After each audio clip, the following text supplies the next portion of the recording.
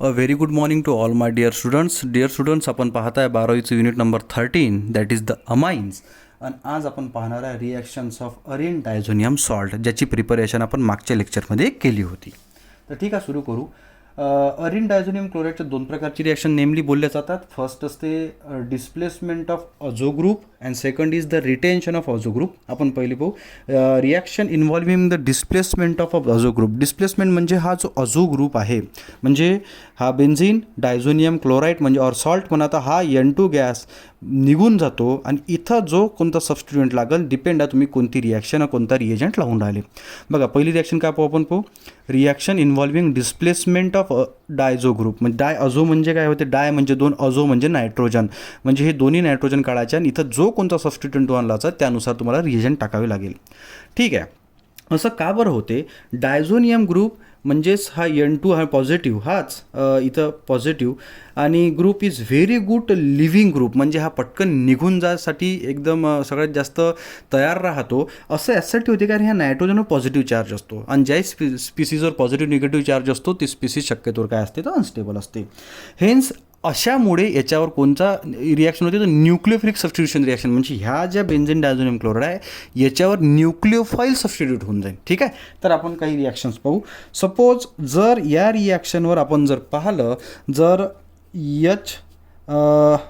HCl in presence of CuCl, तर इथं तुम्हाला जो प्रोडक्ट भेटन तो बेन्झिन Cl म्हणजे क्लोरोबेन्झिन आणि नायट्रोजन गॅस इव्हॉल्व्ड होईल. जर याच ठिकाणी तुम्ही जर का CuBr आणि HBr जर का लावत असाल, तर तुम्हाला जो प्रॉडक्ट रिझल्टंट प्रॉडक्ट भेटेल तो निघेल ब्रोमोबेन्झिन आणि नायट्रोजन गॅस गिवन आउट. जर तुम्ही ह्या कंडिशन्सला जर का CuCN म्हणजे सायनाइड ग्रुप जर लावला, म्हणजे HCN हायड्रोजन सायनाइड जर लावला, तर तुम्हाला जो रिझल्टंट प्रॉडक्ट भेटन तो राहीन सायनाइड म्हणजे सायनोबेन्झिन आणि नायट्रोजन गॅस काय राहीन गिवन आउट. जर ह्याच ठिकाणी तुम्ही जर का KI लावत असाल तर तुम्हाला काय भेटू राहिलं, तर अशा कंडिशनला इथं I भेटल, K आणि Cl बाहेर निघल म्हणजे KCl आणि नायट्रोजन गॅस काय निघल, तर बाहेर निघून जाईल. This is called, this 4 reaction are called as the Sandmeyer reaction. ठीक आहे, ह्या 4 सँडमेयर रिॲक्शन झाल्या. यानंतर गॅटरमॅनच्या सुद्धा 2 रिॲक्शन्स आहेत. त्या कोणच्या, CU पावडरच्या प्रेझेन्समध्ये जर का आपण जर पाहिलं का HCl जर तुम्ही लावत असाल, तर इथे तुम्हाला जो रिझल्टंट प्रॉडक्ट मिळेल तो निघेल Cl प्लस नायट्रोजन गॅस बाहेर निघेल. दुसरी गोष्ट अजून अशी की याच्यासोबत जर तुम्ही CU पावडरसोबतच जर का HBr जर का लावत असाल, तर अशा कंडिशनमध्ये इथं जो प्रॉडक्ट भेटते तो ब्रोमोबेन्झिन भेटते आणि नायट्रोजन गॅस बाहेर निघते. ह्या दोन्ही रिॲक्शन आहे गॅटरमॅनचे रिॲक्शन आहे, नेम रिॲक्शन्स आहे. जर तुम्हाला याचं फॉर्मेशन फिनॉलमध्ये जर करायचं असेल, तर तुम्हाला वॉटरसोबत रिॲक्शन लावावं लागेल in presence of temperature, that is the cold temperature आहे 283 केल्विन टेम्परेचर्स. देन होते असं H2O आहे. H2O म्हणजे काय होईल, नायट्रोजन गॅस बाहेर निघेल, एक EH या Cl सोबत बाहेर जाईल आणि तुम्हाला हा OH डायरेक्ट बेन्झिन रिंगला लागेल. तर आपण असं सुद्धा लिहू शकतो OH. हे बघा, हा OH डायरेक्ट बेन्झिनला लागला, नायट्रोजन गॅस म्हणजे ॲज अ नायट्रोजन म्हणून बाहेर निघाला आणि हा Cl आणि हा H बाहेर निघाला म्हणजे HCl निघाला बाहेर. तर अशा प्रकारे या बेन्झिनच्या काही सेव्हरल रिॲक्शन्स आहेत ज्या आपण पाहिल्या in presence of displacement of the diazonium group. ठीक आहे, अशा सेव्हरल रिॲक्शन्स आहेत. आणि आपण पहिले बोललो आहे का हा जो बेन्झिन डायझोनियम क्लोराईड आहे हा व्हेरी रिॲक्टिव्ह इन नेचर आहे. काऊन का हा तसाही जर पाहिलं का हा बेन्झिन आहे म्हणून ठीक आहे, जसं आपण मागच्या वेळेस त्याचे रिझन्स पाहिले होते रिझोनेटिंग स्ट्रक्चर काढून, तर बेन्झिन डायझोनियम क्लोराईडमध्ये डायझोनियम क्लोराईड हा बेन्झिनसोबत थोडाफार लेवलवर स्टेबल राहतो. काऊन का डिलोकलाइज स्ट्रक्चर आहे म्हणून. आणि हा इन सितू प्रिपरेशन आहे. इन सितू प्रिपरेशन नंतरच सेव्हरल प्रिपरेशन लवकरच करावं लागते. असं नाही तुम्ही तयार करून ठेवलं आणि काही नंतर प्रिपरेशन करा, तसं नाही, तिथपर्यंत हा लवकर कन्व्हर्शन करून टाकतो. ठीक आहे, तर ही झाली एक पहिली रिॲक्शन आजची. यानंतर दुसरी रिॲक्शन पाहू.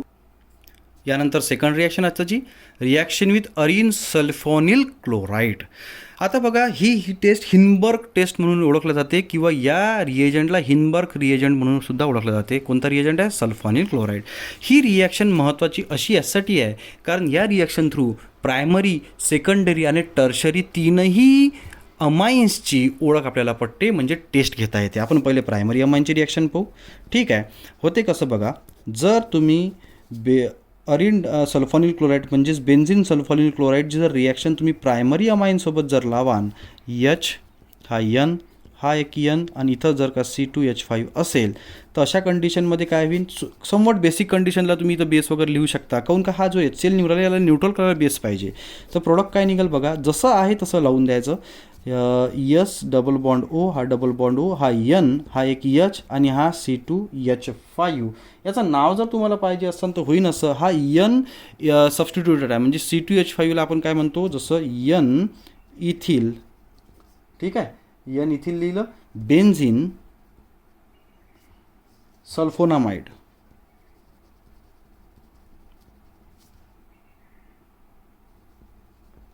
सल्फोनामाइड ही रिॲक्शन आहे. आता ही प्रायमरी अमाईनची टेस्ट ही कशी ओळखायची, हे बघा याच्यामध्ये हा हायड्रोजन जो हा ॲसिडिक नेचर आहे. ॲसिडिक नेचर यासाठी आहे का हा जो सल्फोनिल क्लोराईड हा जो ग्रुप याला लागला आहे हा स्ट्रॉंग इलेक्ट्रॉन विड्रॉईंग असल्या कारणानं हा ॲज अ H पॉझिटिव्ह बनून जायचे चान्सेस जास्त असते. आणि म्हणून हा जो प्रायमरी प्रोडक्ट जो बनलेला आहे, जो प्रायमरी अमाईनसोबत जर अरिन सल्फोनिल क्लोराईड और बेन्झिल सल्फोनिल क्लोराईडसोबत रिॲक्शन मिळतो म्हणजे एन इथिल बेन्झिन सल्फोनामाइड हा KOH सोबत सोल्युबल असतो. आणि जर KOH सोबत सोल्युबल असलेला हा प्रोडक्ट आहे तर असं समजलं जाते का हा प्रायमरी अमाईन आहे. जर सेकंडरी अमाईन असेल तर काय होईन आपण बघू. सेकंडरी अमाईनमध्ये काय होईन, जसं बेन्झिन सल्फोनिल क्लोराईड आपण घेतला Cl प्लस सेकंडरी अमाईन म्हणजे नायट्रोजन C2H5 आणि इथं सुद्धा C2 काय राहील तर H5. आता बघू आपण, हे बघा याच्यामध्ये कोणता हायड्रोजन इथं नाही, जसा प्रायमरीमध्ये हायड्रोजन हा होता. काय राहील, जो याच्यामध्ये काय निघाल तर HCl बाहेर काढायचा आहे तुम्हाला. HCl बाहेर काढल्यावर जसच्या तसं इथं ह्या यसपासून ह्या नायट्रोजनपासून बॉन्डिंग करायची आहे. हां, यस डबल बॉन्ड ओ हा डबल बॉन्ड ओ हा एन आणि हा C2H5 आणि हा सुद्धा काय तर C2H5. याचं नाव काय, एन आहे का, डबल लिहूनच पाहू आपण, एन डाय इथिल बेन्झिन सल्फोनामाइड.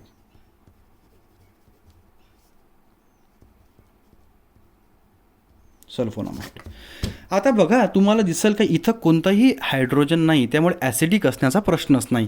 त्यामुळे हा जो सेकंडरी प्रोडक्ट सेकंडरी अमाईनपासून जर हा जो NN डाय इथिल सल्फोनामाइड बनलेला आहे हा इन्सोल्युबल असतो बेससोबत म्हणजे KOH सोबत. बघा प्रायमरी सोल्युबल असतो आणि सेकंडरी अनसोल्युबल असतो. मग याच्यावरून असं लक्षात येते जो सोल्युबल झालेला आहे प्रोडक्ट जो N इथिल सल्फोनामाइड आहे तो प्रायमरी अमाईन असेल आणि जो अनसोल्युबल आहे KOH सोबत और NaOH सोबत तो सेकंडरी अमाईन असेल. टर्शरी अमाईनची तो गोष्टच न्यारी आहे. विषय असा आहे की आपण जर रिॲक्शन लावली तर ही रिॲक्शन होत नाही.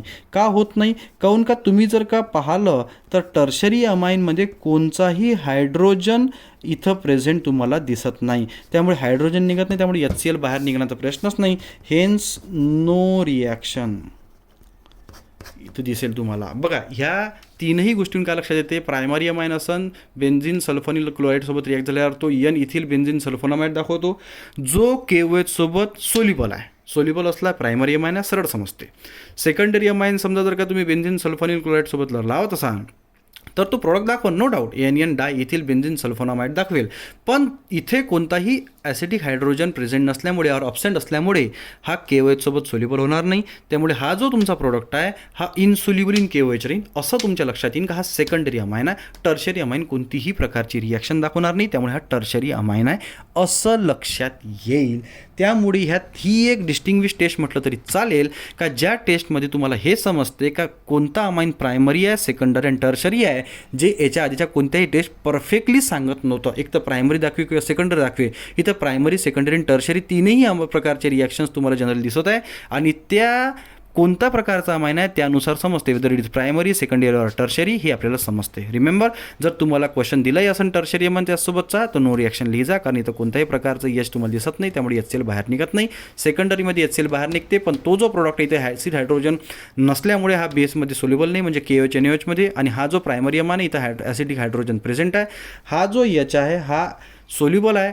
म्हणजे काय होऊन राहिलं, तो ॲसिड बेससोबत रिॲक्शन झाल्यानंतर इथं काय भेटन तर potassium salt of sodium salt of N ethyl benzene sulphonamide मिळेल.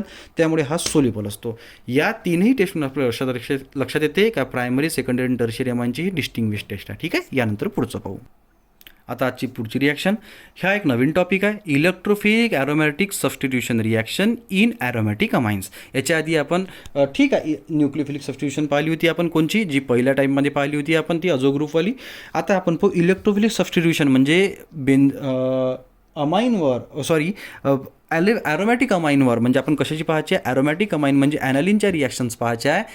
त्याच्यावर आपल्याला काय करायचं आहे, इलेक्ट्रोफिलिक सबस्टिट्यूशन. इलेक्ट्रोफाईल म्हणजे असे सबस्टिट्यूएंट जे इलेक्ट्रॉन डिफिशियंट आहे, त्यांच्यावर पॉझिटिव्ह चार्ज आहे. ठीक आहे, बघू.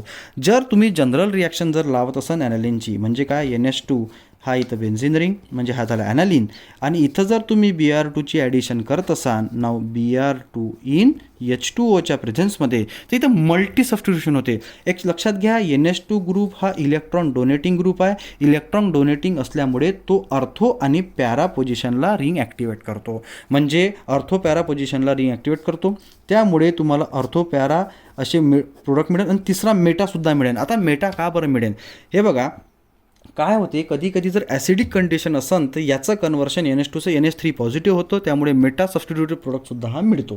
ठीक आहे, इथं असं होऊन राहिलं का हा अर्थोपॅरा डायरेक्टिंग आहे, तर इथं मल्टी सबस्टिट्यूशन होऊन जाते. बघा, बेन्झिन रिंग तिथपर्यंत अर्थोपॅरा राहत नाही जिथपर्यंत कोणता सबस्टिट्यूशन लागत नाही. सपोज हा जर बेन्झिन रिंग आहे, त्यामुळे हे अर्थो कोणता, पॅरा कोणता नाही, मेटा कोणता हे तुम्ही सांगू शकत नाही.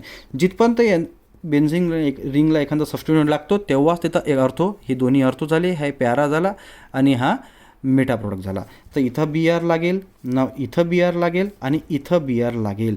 हे मल्टी सबस्टिट्यूटेड प्रोडक्ट आहे, म्हणजे 2,4,6 ट्राय ब्रोमो ॲनालिन हा प्रोडक्ट आहे. पण जर तुम्हाला सिंगल सबस्टिट्यूटेड प्रोडक्ट पाहिजे असेल तर तुम्हाला हा जो NH2 ग्रुप आहे याला प्रोटेक्ट करावं लागेल. कशानं प्रोटेक्ट करावं लागेल, ॲसिटिल क्लोराईडनं. आपण करून पाहू. Now if the NH2 group, now this is the benzene, that is the aniline, याची रिॲक्शन करावं लागेल तुम्हाला CH3 CO आणि हा Cl. तर ही रिॲक्शन पिरिडिनच्या प्रेझेन्समध्ये करा. पिरिडिन हा बेस आहे, होते असं, हा एक हायड्रोजन, हा एक Cl बाहेर निघतो, -HCl काढा, हा NH2चा होऊन जाईल NH, इकडे CO आणि हा CH3. इथं काय, तर बेन्झिन रिंग लागला आहे, याला ॲसिटानिलाइड म्हणायचं. ठीक आहे, आता हा जो ॲसिटानिलाइड आहे म्हणजे कोणचा, NHCO आणि हा जो CH3, याची रिॲक्शन तुम्हाला करावं लागेल. आता झालं काय, आपण ह्या NH2 ग्रुपला प्रोटेक्ट करून ॲसिटानिलाइड ग्रुप बनवला आहे. कोणचा, ॲसिटानिलाइड. ह्या ॲसिटानिलाइड ग्रुपमध्ये होते असं का हा जो NH2 ग्रुप जसं आपण आता इथं काढू, जसं सपोज समजून घ्या ह्या NH2वर आपण जसं काल पाहिलं होतं डिलोकलाइज स्ट्रक्चर याचे, तर हा जो याच्यावर लोन पेअर ऑफ इलेक्ट्रॉन्स राहतो हा अवेलेबल असतो रिंगसोबत, त्यामुळे निगेटिव्ह चार्ज अर्थो आणि पॅरा पोझिशनला फिरतो.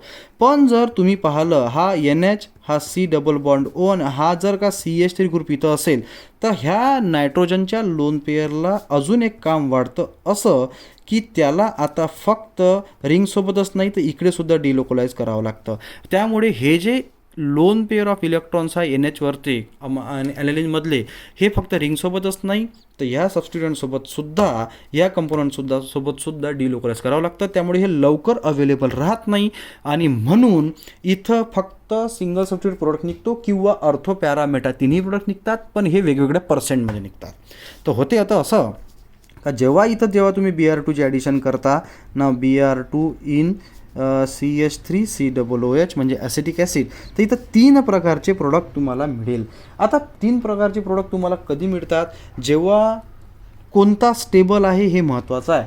अशा कंडिशनमध्ये इथं आपण सिंगल प्रोडक्ट कशासाठी काढू, नाव NH, हा CO आणि हा झाला CH3 आणि इथं हा बेन्झिन रिंग लागलेला आहे आणि इथं हा पॅरा प्रोडक्ट आपण यासाठी जास्त काढला आहे कारण का बघा यांचा डिस्टन्स जास्त आहे, त्यामुळे हा स्टेबल प्रोडक्ट आहे, म्हणून आपण याला पॅरा ब्रोमो ॲसिटानिलाइड म्हणू.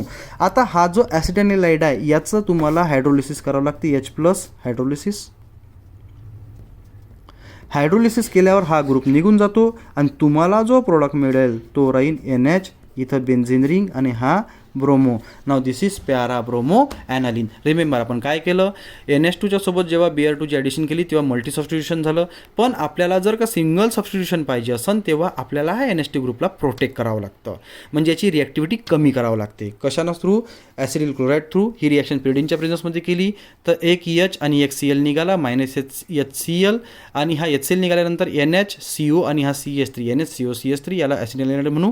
ना ॲसिटानिलाइड जेव्हा ब्रोमिनसोबत रिॲक्शन दाखवतो इन ॲसिटिक ॲसिड, तेव्हा सिंगल सबस्टिट्यूशन प्रोडक्ट काढतो आपण. आता हा ग्रुप आपल्याला पाहिजे नाही, आता प्रोटेक्शनचं आपल्याला डी प्रोटेक्शन करायचं आहे. तर डी प्रोटेक्शन करायचं ॲसिडिक हायड्रोलिसिस करा किंवा बेसिक हायड्रोलिसिस करा.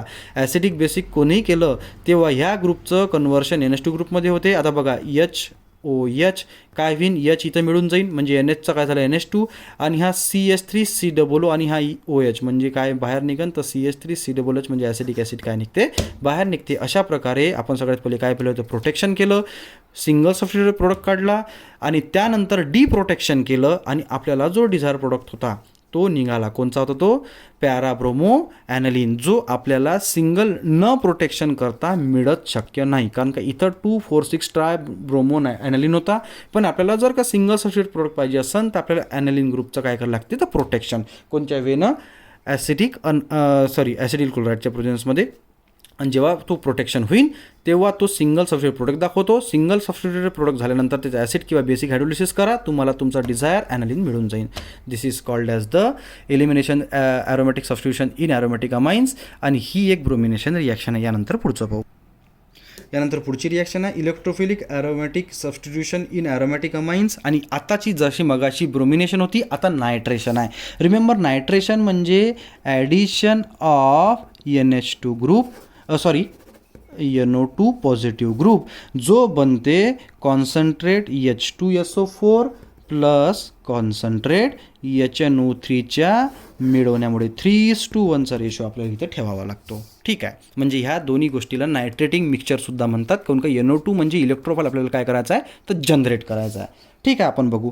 जर तुम्ही नॉर्मल ॲनालिनसोबत जर ही रिॲक्शन लावली तर इथं तुम्हाला मल्टी प्रोडक्ट मिळतो. काय करावं लागेल, इथं लिहावं लागेल concentrate HNO3 plus concentrate H2SO4. ही रिॲक्शन 288 केल्विनवर लिहा. टेम्परेचर महत्त्वाचं असते, ही कोल्ड कंडिशन आहे असं लक्षात घ्या. होते असं का तुम्हाला इथं 3 प्रकारचे प्रोडक्ट मिळेल मित्र. होते का बरं, की पहिला तुम्ही म्हणाल सर ठीक आहे का हा NH2 जर बेन्झीन केला त्यामुळे अर्थो आणि पॅरा प्रोडक्टच मिळेल, पण इथं मेटा प्रोडक्टसुद्धा मिळतो. का बरं मिळतो सांगतो. इथं तुम्हाला भेटून NO2, हा तुम्हाला जो प्रोडक्ट भेटून राहिलेला आहे हा फक्त 2% मिळतो. त्यानंतर जो सेकंड प्रोडक्ट आहे हा NH2, आणि इथे काय राहील तर दिस इज द मेटा प्रोडक्ट. हा मेटा प्रोडक्ट तुम्हाला 48 to 47%, आपण 47% घेऊ.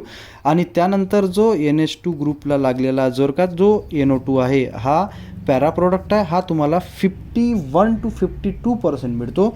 आता असं यासाठी होते, आता तुम्ही म्हणाल सर अर्थो प्रोडक्ट काढला तुम्ही ठीक आहे, पॅरा प्रोडक्ट काढले तुम्ही ठीक आहे, मग मेटा प्रोडक्ट का बरं काढला. रिमेंबर जेव्हा NH2 ॲसिडच्या प्रेझेन्समध्ये येतो तेव्हा याचं कन्व्हर्शन NH2चं NH3 पॉझिटिव्हमध्ये होते, आणि NH3 पॉझिटिव्ह हा मेटा डायरेक्टिंग ग्रुप आहे. म्हणजे किती सेकंड थर्ड आणि 5th पोझिशनला जो मेटा डायरेक्टिंग ग्रुप आहे तिथे हा लागून जातो. आता हे जर तुम्हाला थांबवायचं असेल तर तुम्हाला कोणत्या वेनं करावं लागेल, तुम्हाला सगळ्यात पहिले NH2 ग्रुपचं प्रोटेक्शन करावं लागेल. कसं, नाव NH2 बेन्झीन रिंग, याचं प्रोटेक्शन करा तुम्ही CH3CO आणि Cl सोबत. तर याचं रिॲक्शन तुम्ही लावा पिरिडीनसोबत. पिरिडीनसोबत लावल्यानंतर तुम्हाला काय प्रोडक्ट भेटन हे बघा, -HCl आपण बाहेर काढू, जसं मगाशी काढलं होतं. हा Cl आणि हा एक H बाहेर निघन, म्हणजे NH2चं काय होईल NH इथं बेन्झीन रिंग त्याचं आणि हा CO आणि हा CH3. This is aniline conversion into acetanilide. आता ॲसिटानिलाइड हा प्रोटेक्टिंग ग्रुप झाला. आता हा प्रोटेक्ट काय करतो, हा सिंगल सबस्टिट्यूशन प्रोटेक्ट दाखवतो. जसं आता सपोज जर आपण त्याचं प्रोटेक्शन केलं ॲनालिन ग्रुपचं NHCO आणि हा CH3, तर इथं तुम्हाला होते असं का जेव्हा तुम्ही नायट्रेटिंग मिक्सचर लावता तर नायट्रेटिंग मिक्सचर लावल्यामुळे, म्हणजे आता कोणतं नायट्रेटिंग मिक्सचर आहे, concentrate H2SO4 plus concentrate HNO3. इथं टेम्परेचर थोडं महत्त्वाचं आहे बेटा, 288 केल्विन, 10 ते 15 केल्विन टेम्परेचरवर ठेवावं लागते. ही रिॲक्शन कोल्ड कंडिशन म्हटलं तरी चालेल. तर अशा कंडिशनला इथं तुम्हाला CO आणि हा CH3, इथं हा नायट्रोजनला बेन्झीन रिंग लागलेला आहे, आणि अशा कंडिशनला इथं NO2 ग्रुप तुम्हाला मिळतो पॅरा पोझिशनला, जो स्टेबल आहे. आता हा सुद्धा एक इलेक्ट्रॉन विड्रॉइंग ग्रुप आहे, त्यामुळे एकमेकापासून दूर असलेले बरे, म्हणून हा स्टेबल प्रोडक्ट आहे. पण तुमचं लक्ष पॅरा नायट्रो ॲसिटानिलाइड नाही तर पॅरा नायट्रो ॲनालिन आहे. तर हे जे तुम्ही पहिले प्रोटेक्शन केलेलं आहे इथपर्यंत करून, याचं प्रोटेक्शन काढावं लागेल, म्हणजे डी प्रोटेक्शन करावं लागेल. मग कसं करावं लागेल, नाव NH, हा CO आणि हा CH3 याचं तुम्ही करा डिप्रोटेक्शन. हा NO2 इथं लागलेला आहे म्हणजे पॅरा नायट्रो ॲसिटोनिलाइड. इथं H पॉझिटिव्ह और OH निगेटिव्ह म्हणजे ॲसिडिक और बेसिक हायड्रोलिसिस करा. आणि हायड्रोलिसिस केल्यानंतर हा ग्रुप निघून जातो म्हणजे इथं NHचं होऊन जाते NH2, हा बेन्झिन रिंग, आणि हा तुमचा NO2 plus CH3 COOH group हा निघते बाहेर. म्हणजे सगळ्यात पहिले पहा, तुम्ही ग्रुपचं काय केलं, प्रोटेक्शन केल्यानंतर प्रोडक्ट काढला पॅरा प्रोडक्ट काढल्यानंतर डिप्रोटेक्शन केलं आणि त्या ग्रुपला रिस्टोअर केलं जो तुमचा पहिला ग्रुप होता. जर आपण असं नसतं केलं तर तुम्हाला हे तीनही प्रोडक्ट भेटले असते. जर आपण प्रोटेक्शन नसतं केलं तर मग कोणता प्रोडक्ट मिळवायचा होते. असं ठीक आहे, तुम्ही याच्यातला पॅरा प्रोडक्ट घ्या आणि जो जास्त आला आहे, पण हे सेपरेट करण्याची भानगड तुमच्या मागे जास्त लागेल. म्हणून अशा कंडिशनमध्ये प्रोटेक्शन करावं लागतं आणि नंतर डिप्रोटेक्शन करावं लागतं. ठीक आहे, यानंतर लास्ट रिॲक्शन सल्फोनेशन आणि आजचा हा युनिट आणि टॉपिक संपून देऊ.